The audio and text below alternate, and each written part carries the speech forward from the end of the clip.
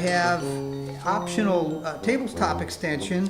Now I only called out for one side, but in this case I duplicated the side so I can get a full 24 inches.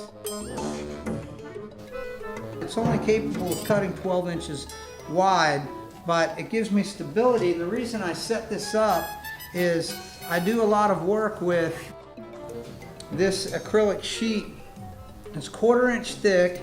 It's, if you can see this, it's 18 by 24, and I wanted to demonstrate in this part of the video that you can cut a nice 24 inch surface area and have a nice flat table surface to work with. Always wear your safety glasses, and let's see how we do.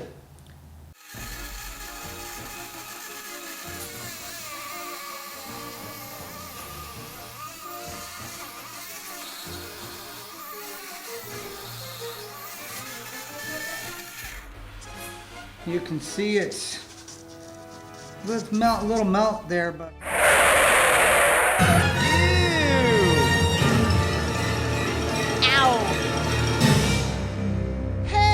You should be more careful. It's actually cutting through very nicely. So you can see it's getting a good straight cut, and we'll just keep working with it. It's going to take us a little bit.